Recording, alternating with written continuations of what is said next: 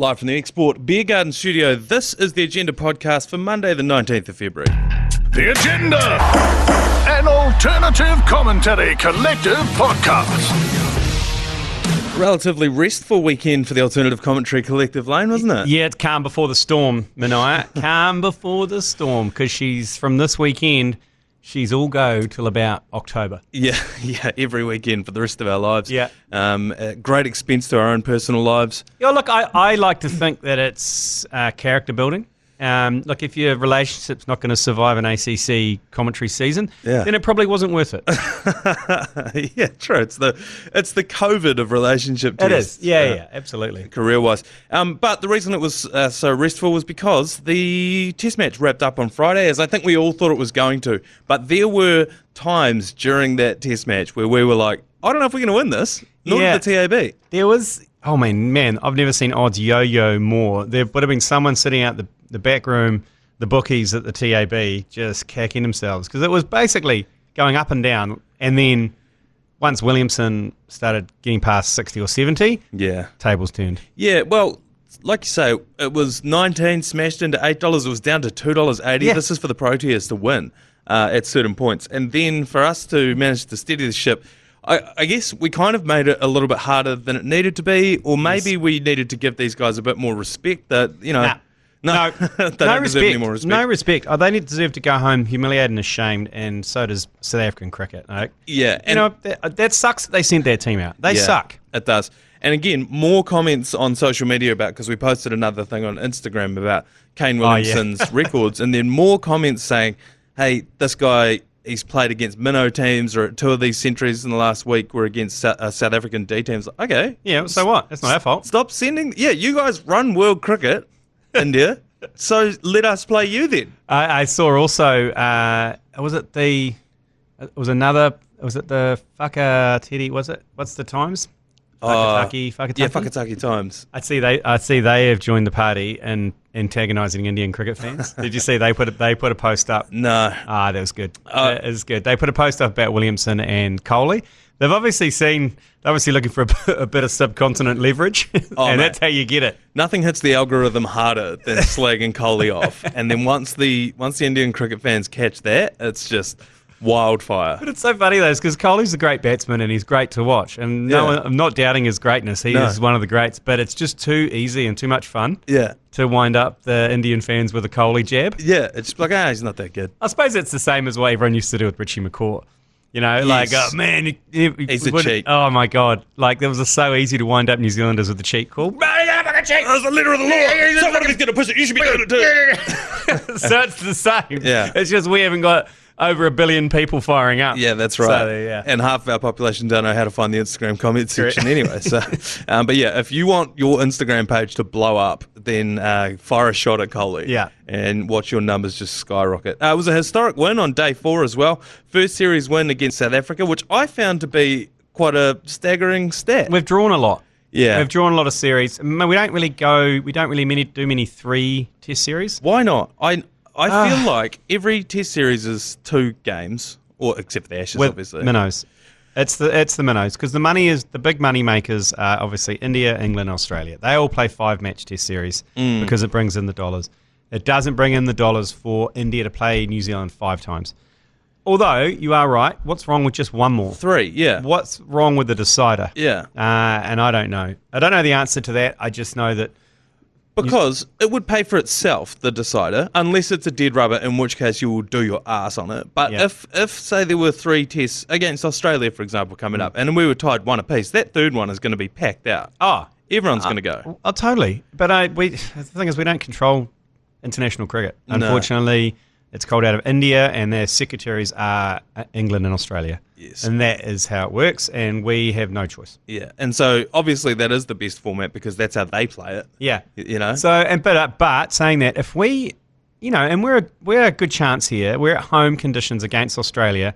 If we manage to either draw that series 1 or win it, we will cement ourselves at the top of the World Test Championship table because we're number one at the moment. Oh, yeah, of course. But that's because it runs off win percentage. Yeah. But again... They wrote the rules. They wrote the rules. We can only play by the rules that they set us. The problem is, even when we won that World Test Championship, they just discredit it as like, this can't happen again. They're not actually the best Test team in the world. It's like... Yes, we are.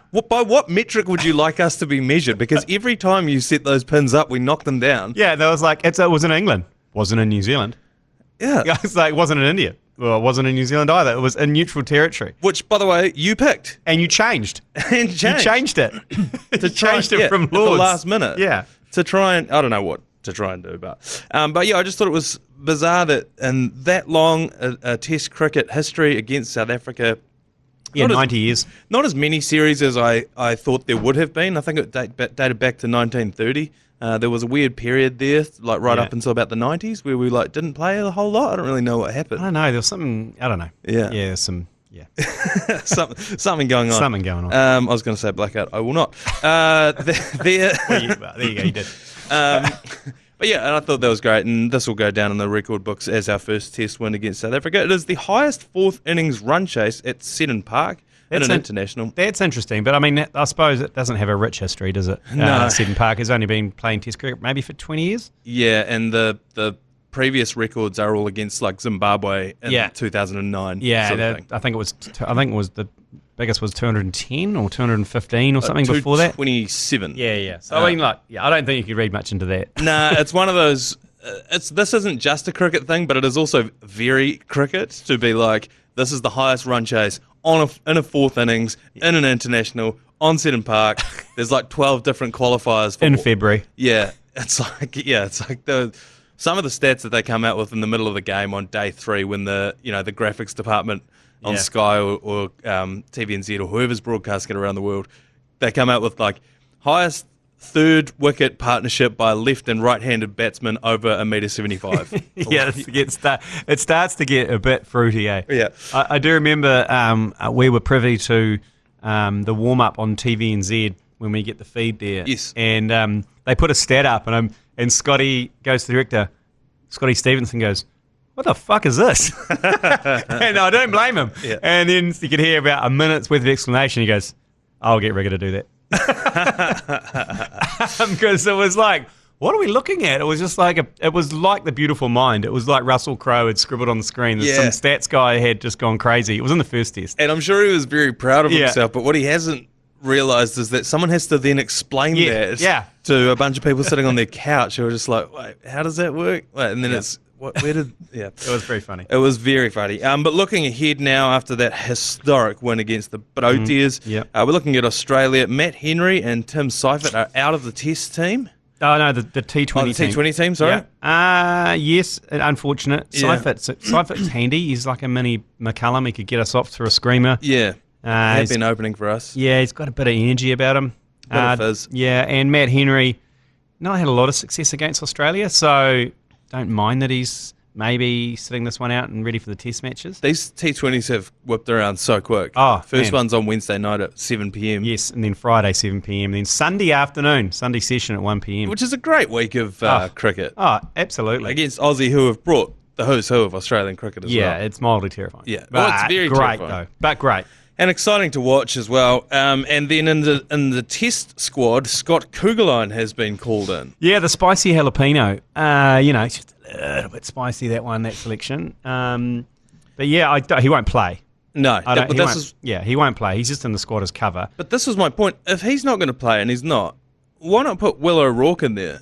He is in there. Oh, he is in there. Yeah, he is in there. I think he'll play. You think Will play? Will play. I think Scott Kugelheim's there just for backup. Yeah, I believe. They say it's a little bit extra pace, but you know what? Australians are used to a bit of extra pace. Well, I was watching whatever Premier League him and Trent Boult just finished up in, and he got absolutely carted in his last over. And we don't all want to be, we'd all hate to be judged on one over of bowling, but he got absolutely belted. Yeah, so he's there for cover. But like I say, he is a spicy jalapeno amongst a lot of people. Yeah, do your own research on that. Kyle Jamieson, unfortunately, has been diagnosed with another stress fracture in his back. It's in the same spot the last one was. And he won't be back until next summer at the earliest. It's so wounding. Yeah. And I was on Hodaki this morning talking to Matt and Jerry about it, and I was like, so gutted for him. Yeah. But then Jerry went, imagine being him.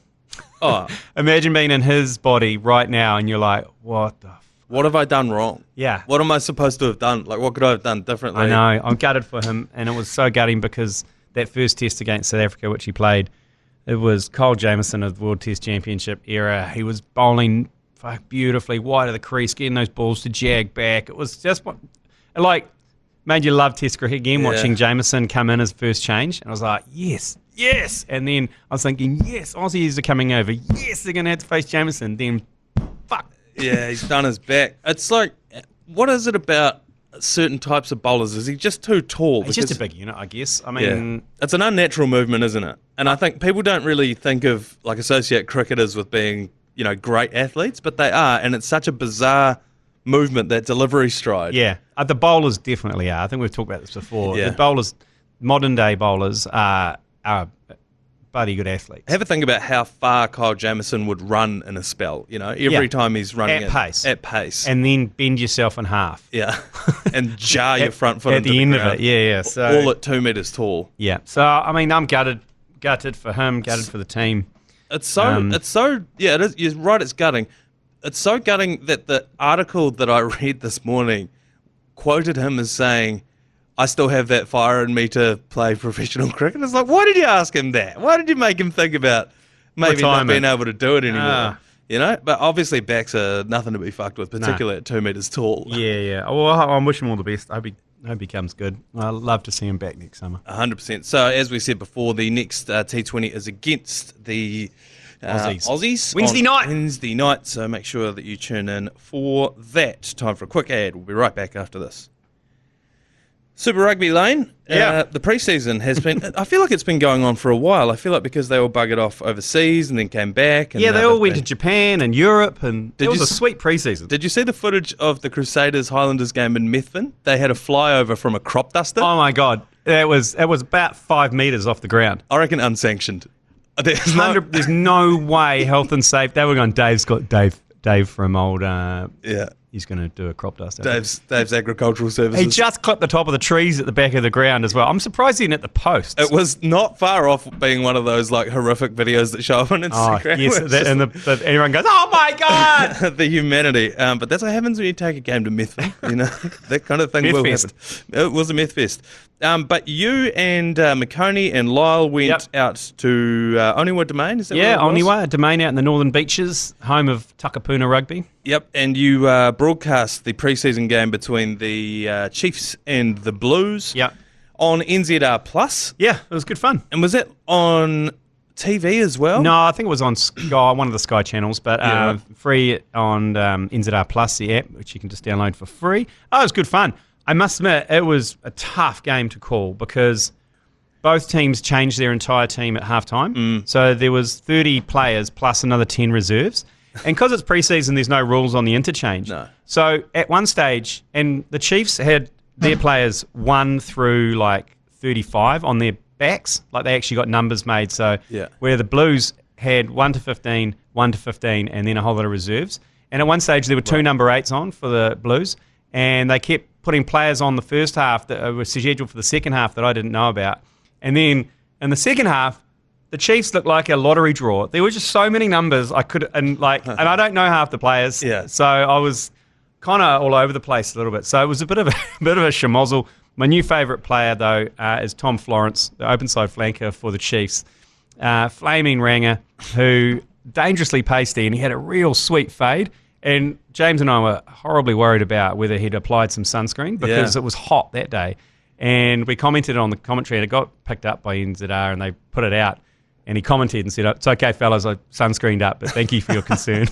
I was like, thank God, I was worried sick. I was like a mother. I was going to be out there and, our mums force the sunscreen on them. Yep. He got a sweet fade, especially for the game, but he's a young, big unit. Did you say he was playing for the Chiefs? Yeah. This is a similar thing that happened to Beaver when he made his... Remember he made his Super Rugby return? And he was about like 35 or something, 36.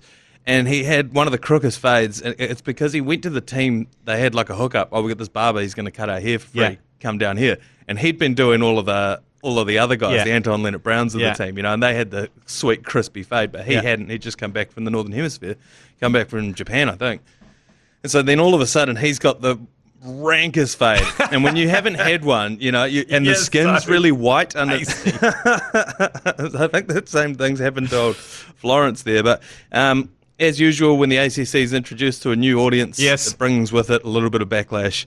NZR Plus, they were very happy with the coverage. They were blasting social content out left, right, and centre. Yeah, because it just gives them another excuse to blast some social content out, as opposed to, and also, that was the idea. They've got plausible deniability. We're like the Wagner mercenary group of mainstream commentary. Totally, because they can just fire us and say, well, this is the alternative commentary guys. Yeah, and then they just sack us and then carry on with their lives. Yeah, so a great bit of feedback that we got from Lucas at Super Rugby NZ. Worst choice ever. This is below a commentary clip. You guys lost a lot of rugby fans today. Poor, unprofessional decision. A disgrace. Big fan of that from Lucas. Lucas's account has 0 posts and 2 followers. So I wonder if he made the burner account just to have a go, just to have a crack. You know what? It's probably Smitty.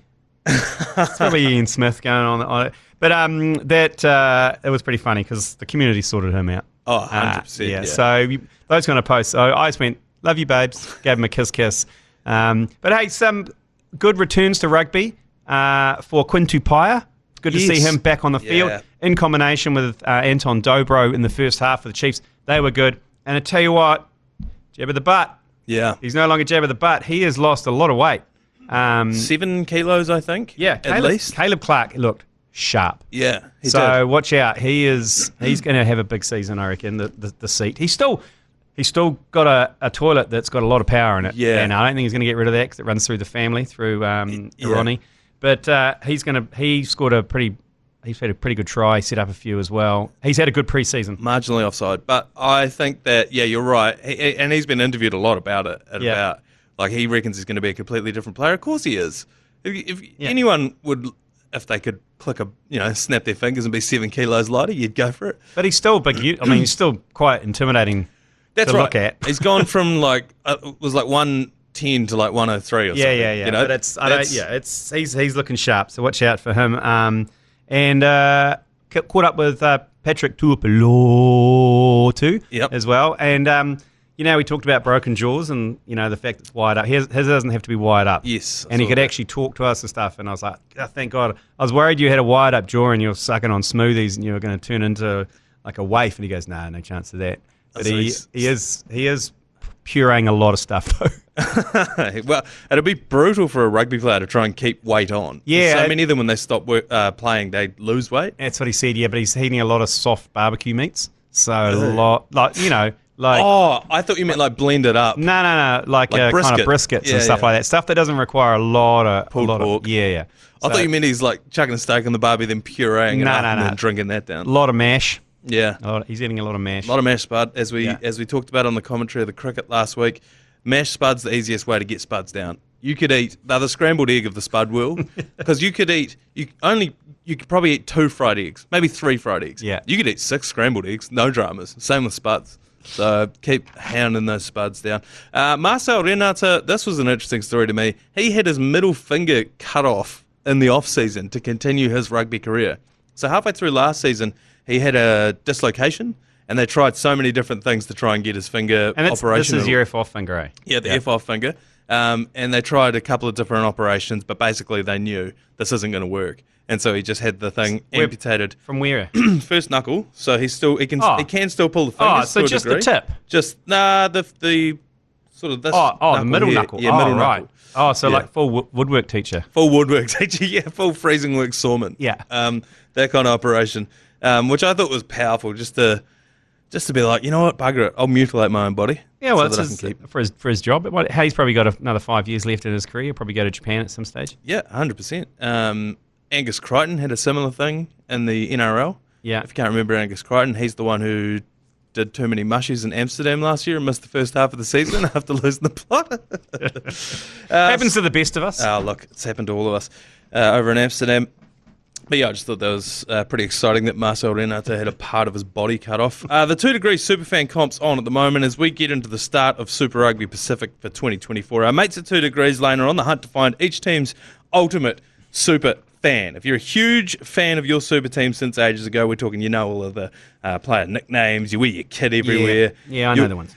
You'll go sit in the pissing rain to watch a mid-season game. Yep, I know them. You might be the super fan they're looking for, so all you have to do is tell them why you're a super fan to win an epic VIP game day experience. Be immortalised into a super fan emoji by entering yourself as a super fan on the 2 Degrees website. Text FAN to 3236 if I've just described you. Yep. Text FAN to 3236, get the link and follow all of that.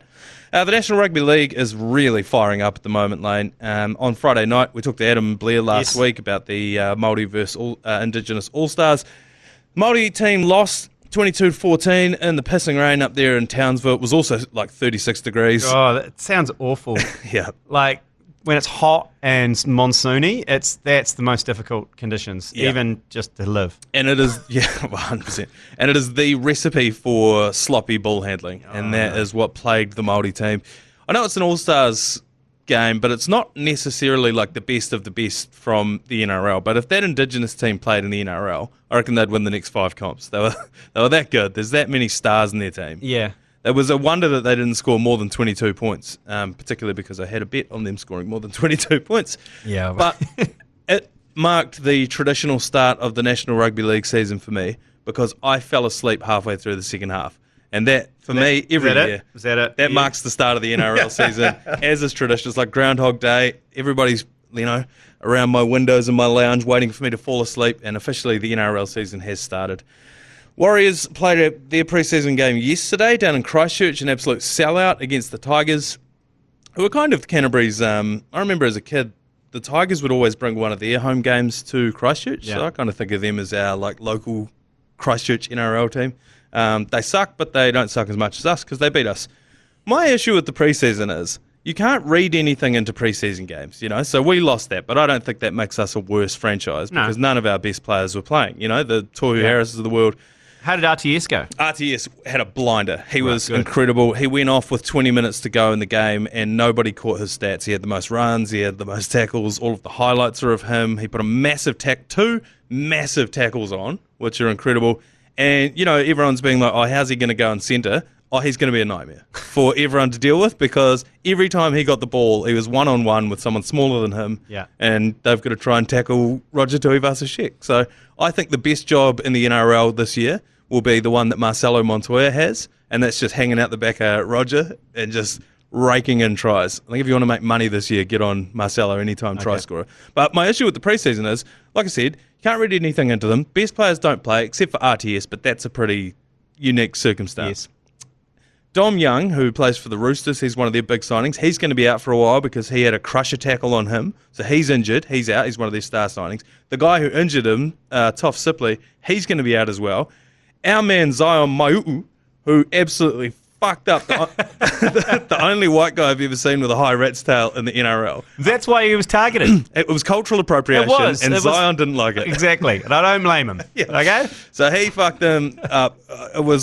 Best of luck to him. I think his name's Declan, I forget his name, but he had the full reaching out for God hands when he got knocked out. So anyway, red card for him. He'll be out for a few weeks as well. So all that really happens is your players either get injured or they get binned, and we can't read anything into them. Why don't we just bin preseason for contact sports? I guess because it's the very reason it's contact sport, and coming in cold into hardcore NRL may well mess you up even more than a preseason. If you didn't have any serious contact, because you can't really do it in training. They say they have contact training, but you're not going to. But you're not going to do what Zion did to RTS. You know what I mean? No one's going to come at you hard. Yeah. So given it the fact it's such a hard out contact sport, you need to have that. Otherwise, I think the first round of NRL you would see some horrific dropout injuries, everything like that. So you think get them out of the way now? Yeah, I reckon it's crucial to just get the body used to getting a hiding, which is what NRL bodies do. Like every week. For how many rounds? 24 rounds or something? Yeah. 20, I don't know what it is, but it's intense. Every year when the NRL starts up again, I start watching it. I'm like, oh my God, is this what we watched for half of last year? Holy shit. Yeah. This is incredible. But yeah, I don't know. There's nothing you can read into them. Having said all of that, all of the big names are back in for next week's preseason game. At Mount Smart. Yeah, Toru Harris and all the boys. Yeah. Probably not Sean Johnson. If No, see, I'm still suspicious about that Mooney I saw him in. Yeah, so we'll see how that goes. But it is exciting to have the National Rugby League back because I was lying on the couch having a couple of beers, watching the footy on a Sunday afternoon, and even my missus goes, "Geez, it's good to have the league back because you're just here lying on the couch. You're not out playing golf or whatever it is that you." I love it. The small victories it's for your long-suffering partner. The small victories. You're not out playing golf or on the piss. You're on the couch drinking piss, watching the NRL. Holy shit. Life's good, man. Life's good. Time for one more quick ad, and then we'll be back with another round of Spit or Swallow. All right, Lane, this is a game that we should probably have knocked on the head a couple of weeks ago, but it's, are you up or down? Are you in or out? Are you buying or selling? Are you spitting or swallowing? Swallow. Three-time Olympic medalist Shane Rose has been stood down from competition after wearing a mankini during a show jumping event. Shane Rose is an Australian Olympian who won the team eventing silver at the 2008 and 2020 Olympics and bronze in 2016 and hopes to represent Australia at Paris later on this year. That's in jeopardy though because over the weekend at a fundraising event he wore 3 different costumes, a gorilla suit, then he changed into a Duffman suit and then he donned the mankini. And now he's been stood down indefinitely while they look into it. A spit or swallow standing someone down for wearing a mankini? I'm massively swallowing hard. Oh. There you go. I'm swallowing. It's a charity event. Obviously, he's worn a gorilla suit. Yep. And what was the other one? Duffman. A Duffman. And now he's gone a mankini. Like, he sounds like a great New Zealander. He does sound like a great Get him New along Zealander. to your fundraiser because he's going to get into it. It wasn't a sanctioned event. I can imagine if he went out at badminton in London in a G-banger and did a circuit in front of the royal family, sure, have a talk to him. But what's wrong with it? What's wrong with that? I know. Do you think that this is a problem in any other sport other than equestrian? I mean, look, if anything, I've got a picture here of him and his mankini. You do. Astride a horse. If anything, he's in the most danger because if that tackle gets loose and he's up on like if he's kind of bouncing up and round, like that's caused some serious damage. Any man that's ever sat astride a horse knows that you need some sort of like coverage. Your tackle takes a pounding. Your tackle takes an absolute pounding. So if I had asked you before you saw the story, what's the worst thing you could think of to wear riding a horse? You would have said mankini. Mankini. I love the behind shot. There's a great photo. It's on our socials as well. The behind shot of the mankini is so good, and he's in good nick. His posture's very good. Great posture. I think he knew the photo was being taken, to be fair. I love it. I can't. Why do you stand him down for, you bunch of prudes? Yeah, absolutely. Massive swallow. What he should do is turn that into a fundraiser somehow. He should be like, all right, they've said to me, if we can raise 20 grand, then they'll let me, represent us at the Olympics. And then that's the way that they'll be able to make all their money back. And then they'll look like real assholes. Oh, yeah. Because they'll be like, no, still it stands. I'm going to give $20,000 to charity, to the Cancer Society. Yeah. All right. Every day we've got your opportunity to let us know what you think of the podcast with a segment that we like to call Yours Please. Yours, please. Brought to you by Leader, home of the lasagna topper. And one listener has done just that. This was in reaction to the commentary last week. Listener, yours please. Yeah, g'day lads, Jake Piss here. Hey, just in regards to Lee Baker's absolutely crime of a commentator's curse in the test match, I think the ACC need to front foot this and make a commemorative t-shirt, sell it, and all proceeds go to a support group for the victims. It was atrocious, and I'd like to see this every time commentator's curse is committed.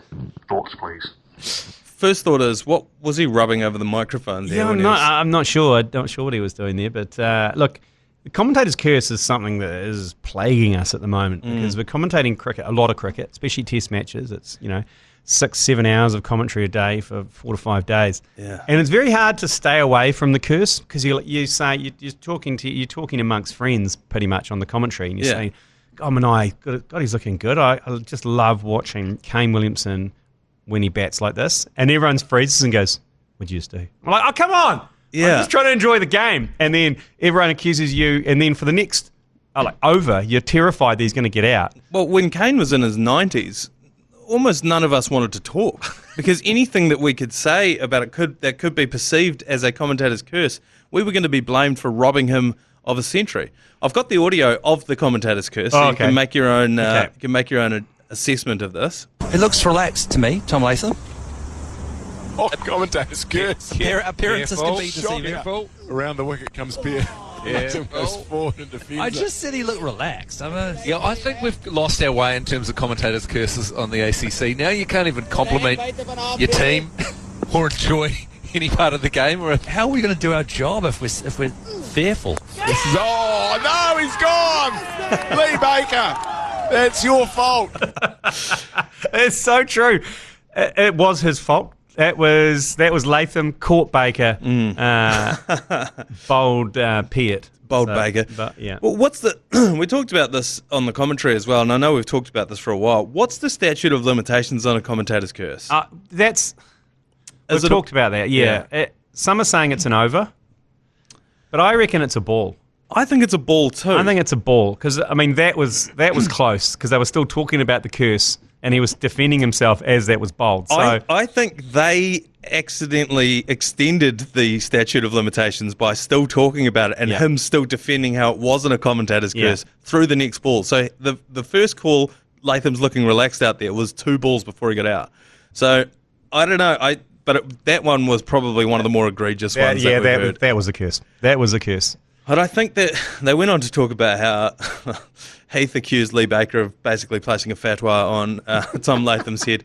I think we need to lift the rahui on commentators' curses. I think so too. Because as commentators, we're not going to be able to do our job. I know. It's getting out of control. It is getting out of control. You're right. Lift the rahui. Lift the fatwa. We've got to stop. Yeah. It's taking over. Hey, speaking of fatwas, I was on ZB in the weekend. Oh.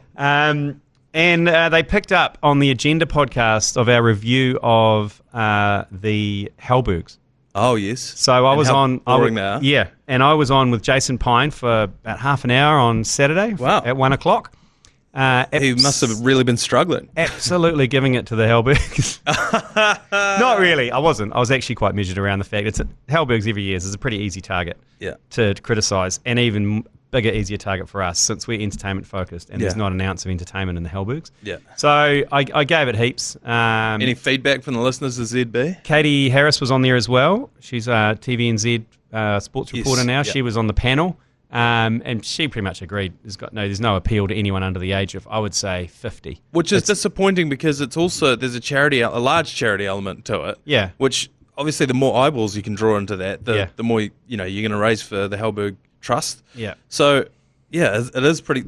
So what was the verdict then? I think everyone was in agreement that if they wanted to do something different and if they want to attract new audience and grow, they have to do something different. Yeah. And they have to evolve along with, social media content. Everyone says that you have to do that. But you have to make little snippets that people would enjoy watching. And that's what I said, introducing a roast of the media. Yes. The hottest hot take that went wrong. Yep.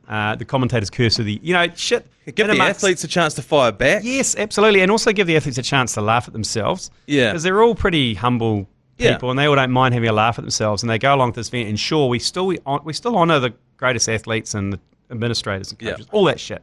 But it doesn't encompass everything that sport's about. And that's kind of what I'm on about, is like, make it a bit more humorous. Yeah, also, don't be restricted to those stupid categories. Make some up. We talked about Liam Lawson, had recognised Liam Lawson, and Katie Harris had a great idea. Give him sporting haircut or sporting hairdo of the year. Exactly. Goes to, he's had a great year. Chance for us to do a montage and honour him. Although I dare say Dallin Watene-Zelezniak would have something to say about it. But totally, we're already debating it. Totally. We did not debate the Hellbergs. And I did say that, they're trying with the People's Choice Award, with the sporting moment of the year where the public get to vote. Yeah, but I would say they got that wrong anyway. And also, I would challenge how many people voted. I reckon it's probably 1/100th of the people who participated in ZM's Taylor Swift competition. Yeah. You know what I mean? I don't know if that's the right way of engaging the youth. Going into it. But anyway, I said to Piney, he messaged me afterwards, said, thanks for that. And I said, no worries. Hopefully generates a few calls. Yeah. Because I got stuck into the old guard. And he sent me one text that said, if anyone's going to change the Hellbergs and knows how to put on a party, it's that man you just talked to. And I was like, I'll take that. Brilliant. I'll tell you what, they're not wrong. So I don't think they're looking for a party, though, let's be honest. Nah.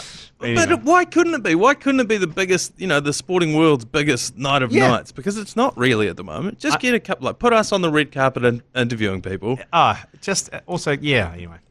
I am available. Murray and the rest of the team at the Hellbicks, I don't think he's involved, but happy to sit on the board. I'll get thrown off in a couple of weeks, but that's fine. Yep, have a 3-point shootout amongst politicians out the front.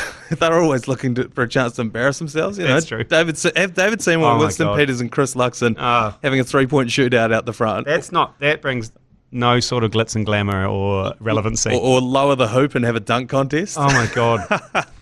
You know what? I could just imagine David Seymour.